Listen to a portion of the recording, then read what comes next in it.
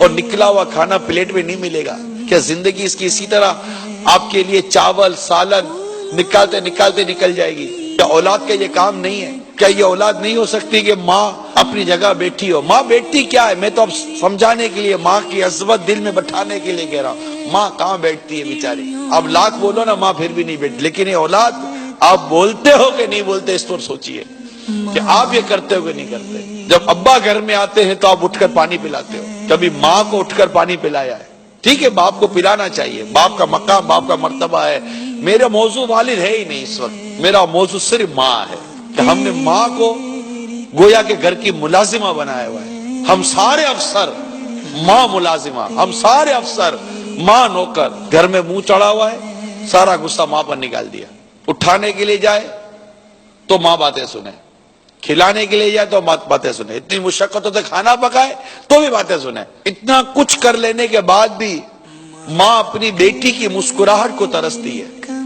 اتنا کچھ کر لینے کے بعد بھی ماں اپنے بیٹے کی شفقت و محبت اور رحم کو ترستی ہے۔ کبھی زندگی میں آپ کے 40 سال گزر گئے، کبھی ماں کو بولا ہے ماں تو نے میری بڑی خدمت کی ہے، ماں اب میری باری ہے؟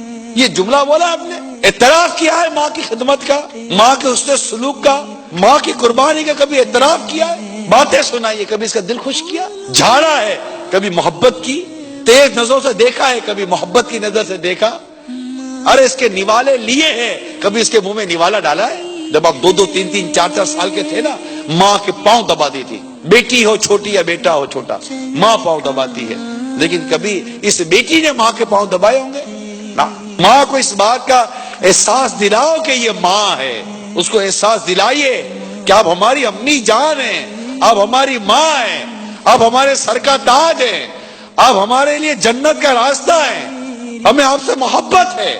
ماں گھر کی ملازمہ نوکرانی نہیں ہو، آپ کی اولاد بڑی ہو گئی، آپ بیٹھو نا، ہمیں نا بچیاں خدمت کریں، بچے خدمت کریں، بٹھائیے اس کو ایک جگہ پر، پھر دیکھیے سکھ برسات کی طرح پر برسے گا انشاءاللہ۔ ارے ماں کی دعا نکلے گھر میں امن نہ ہو؟ جس گھر میں ماں کو سکھ ملے، ارے دکھ کا اس گھر میں کام کیا؟ 30 زمانہ شاید اولاد ماں اور باپ کے مرتبے کو سمجھنے کے لیے تیار نہیں ہے، ورنہ یہ اولڈ ہاؤس نہ بنتے، کم از کم مسلمانوں کے ملک میں تو نہ بنتے۔